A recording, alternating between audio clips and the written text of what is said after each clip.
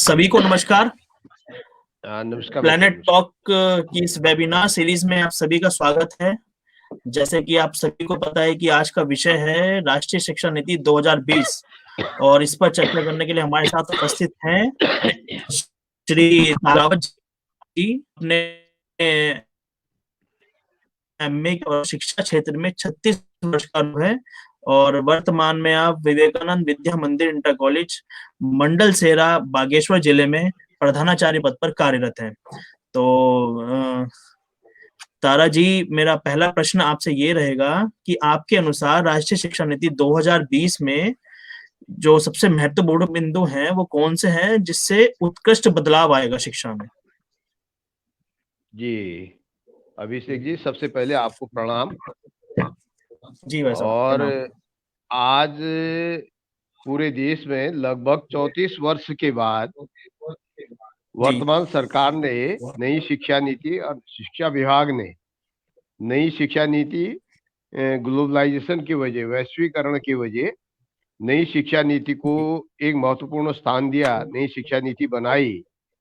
तो सर्वप्रथम तो सरकार को बधाई। और क्योंकि उन्होंने एक नई पहल की है शिक्षा के क्षेत्र में, जिससे पूरे समाज, देश को इसका लाभ मिलने वाला है और ये सराहनीय जी कदम है। इसका हम स्वागत करते हैं, अभिनंदन करते हैं।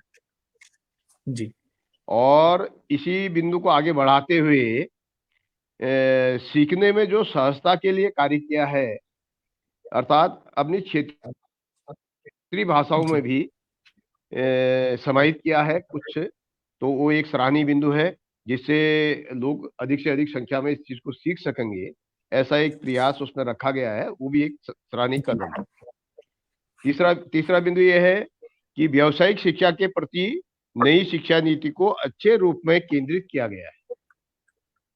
जी जी व्यावसायिक शिक्षा के प्रति नई शिक्षा नीति को अच्छे रूप में केंद्रित किया गया है और ये एक प्रशंसनीय कदम है, अच्छा है, क्योंकि व्यावसायिक शिक्षा होना वर्तमान में बहुत लाजमी है, जरूरी है, और उसके प्रति इसमें विषय रखा गया है, ये बहुत अच्छी बात है।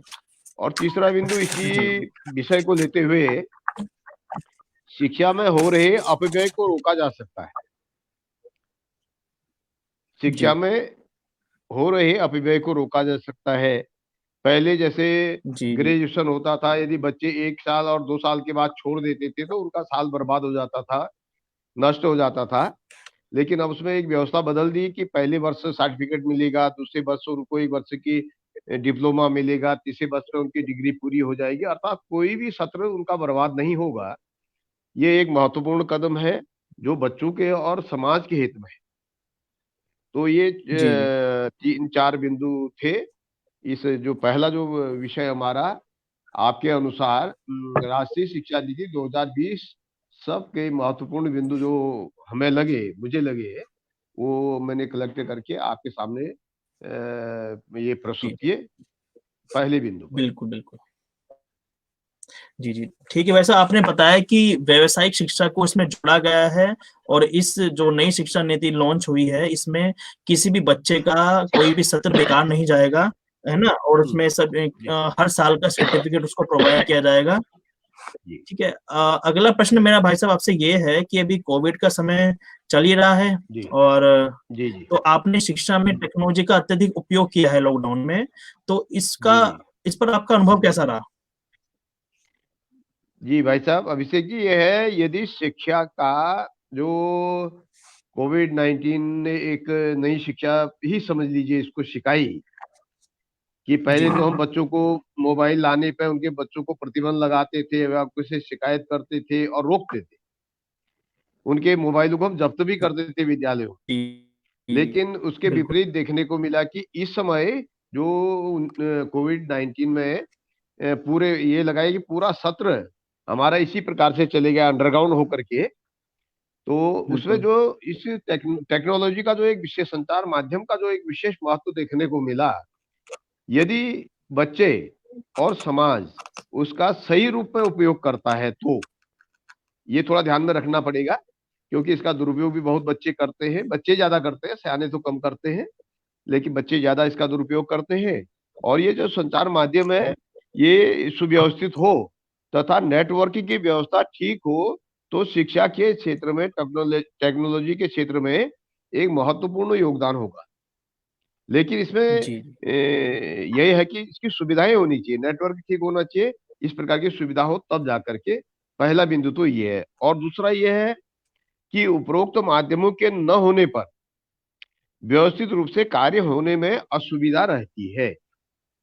यदि ये उपरोक्त माध्यम माने जी नेटवर्क नहीं है और वहां संचार माध्यमों की ठीक प्रकार से व्यवस्था नहीं है, तो फिर कुछ बच्चे रह जाते हैं, कुछ छूट जाते हैं, काम मिलता है नहीं मिलता है, ये दुविधाएं बहुत ज्यादा बढ़ रही है।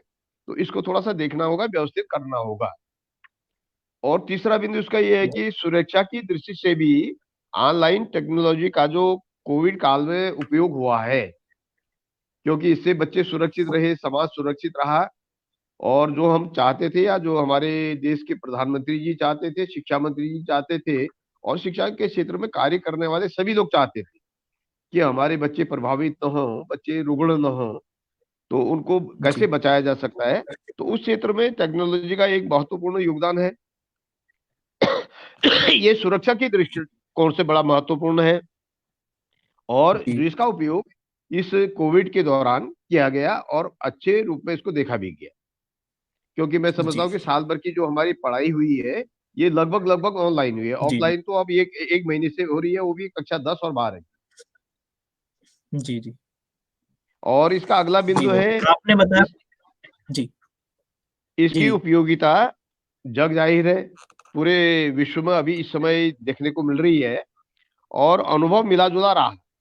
क्योंकि ये कुल मिलाकर के हम देखें कि जो जो हमारा पूरा अनुभव है कि खट्टा मीठा जिसको कहते हैं, ये मिला जुला अनुभव अपने को देखने को मिला।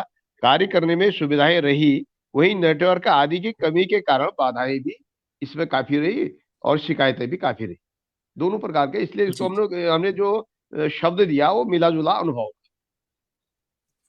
और ठीक है। अगला तो बिंदु आप इसका है, जी एक बिंदु और है भाई साहब। जी आर्थिक स्थिति से जी पिछड़े छात्रों या ऐसे वर्ग के बच्चों के लिए, लोगों के लिए ऑनलाइन पढ़ाई में थोड़ा सा कठिनाइयां हैं, क्योंकि उनके पास संसाधन नहीं है, उनके पास सुविधाएं नहीं है, और उनके पास उस समय जी मोबाइल नहीं थे। ये उनको खरीदने पड़े, किसी ने अपने घर के कोई महत्वपूर्ण सामग्री बेच करके भी मोबाइल, या ये कहिए कि टेक्नोलॉजी के जो साधन थे, शिक्षण के जो साधन थे, जी वो जी खरीदे।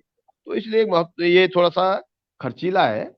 तो इसको थोड़ा सा देखना पड़ेगा कि हम कैसे इसको प्रोवाइड कर सकते हैं अच्छी सुविधा के अनुसार। तो मैं समझता हूँ कि बड़ा अच्छा रहेगा, इसलिए ऑनलाइन का एक महत्व अपने आप में है। जी जी भाई साहब, आपने बताया कि जो पहले हम प्रतिबंध लगाते थे बच्चों पर कि मोबाइल नहीं लाना है या मोबाइल का यूज नहीं करना है, और इस कोविड काल में सबसे ज्यादा उपयोगी वही रहा, जी जी है ना। जी जी जी तो भाई साहब, एक अगला प्रश्न मेरा आपसे ये है कि राष्ट्रीय शिक्षा नीति लॉन्च तो हो गई जी है, क्रियान्वयन जी किस जी सकती है। जी जी जी। ये जो हमारा तीसरा बिंदु है, अंतिम बिंदु, जी जी संचार माध्यमों और नेटवर्क की कोई भी समस्या न हो तो जी जी नई राष्ट्रीय शिक्षा नीति के नए आयामों अथवा माध्यमों को क्रियान्वित करने में तकनीक महत्वपूर्ण भूमिका निभा सकती है। बिल्कुल। क्योंकि यदि संचार माध्यम हमारे ठीक है, नेटवर्क ठीक है, तो मैं समझता हूँ कि ये तकनीक की बहुत अच्छी है, और ये अच्छी भूमिका हमारी शिक्षा के क्षेत्र में निभा सकती है। जी और दूसरा बिंदु ये है, सुविधाजनक और आसानी से संचालित होने वाले ऐप बनाए जाएं। ये थोड़ा ध्यान देने की बात है। सुविधाजनक और आसानी से संचालित होने वाले ऐप बनाए जाएं। प्राथमिकता से लेकर प्राथमिक एजुकेशन, अर्थात किंडरगार्टन जी है, कक्षा 1 2 3 है, यहाँ से लेकर के उच्च शिक्षा तक, हायर एजुकेशन तक, शिक्षणेतर जो हमारा उच्च शिक्षा का माध्यम है, समूह हेतु उपयोगी हो सके, ऐसे जूम और मीट बनाई, ऐसे जूम और जी मीट जैसे ऐप बनाए जाएं। तो इनका थोड़ा सा हम अगर उपयोग करें, आप कर ही रहे हैं, ये आप बधाई के पात्र हैं इस चीज के लिए। और भी जी जी अच्छा जी इसका उपयोग करें तो बहुत अच्छा रहेगा।